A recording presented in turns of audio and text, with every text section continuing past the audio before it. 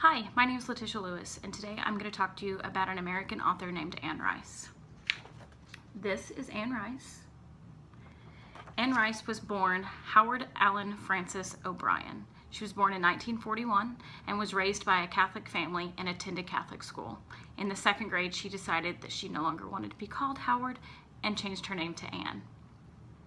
She fell away from the Catholic Church after she was married and then returned to the faith somewhere around 1998. She married Stan Rice, and he was the basis for one of her main characters in one of her most popular books, Interview with a Vampire. In 2002, her husband Stan died, and after he had died, she decided for a while that she wouldn't write about Lestat anymore, and so those books kind of went on hiatus for a while. And then she returned to writing about that character after she had went through some mourning and then returned to that character. She wrote several series. Again, one of her most popular series was The Vampire Chronicles, and most people know her very well for Interview with a Vampire. It was made into a movie and had some very famous actors. You might know one or two of them. It had Tom Cruise and Brad Pitt in them. She has 12 Vampire Chronicles that she has written. There are other series that she has written about. She has The Lives of the Mayfair Witches. There are 3 of those books. After she returned to the Catholic Church, she wrote a series about Christ as a child, and then another one later in the series. She wrote 2 books about angels and their time here on earth, and she's written some books about werewolves.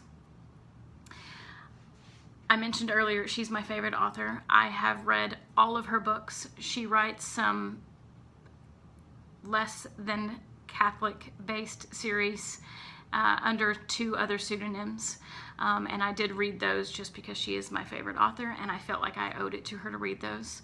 I really enjoyed both the books about Seraphim and the books about Christ. Her take on those books were very interesting and different than what I would expect coming from a supernatural, paranormal writer. Something that I enjoy about her books is that she goes into a lot of history and a lot of in-depth information about the location she writes about. She spent a lot of time in New Orleans and lived there for a great deal of her life, and a good portion of her books are based in and around New Orleans, which is a city I love anyway, but the history that she puts into her books and the background that she adds to those, I think, is just fascinating. So in reading her books, you could almost believe that witches and vampires and werewolves roamed the world there in that part of the world, and the city really comes alive under her pen, and I really enjoy reading about some of the things that happened in the cities that she writes about in those times, because they really are very accurate. And then she just builds a world around her stories in these places that is very entertaining and interesting to me. She no longer lives in New Orleans, but she does have a son who is also a writer, and I've enjoyed reading his books as well.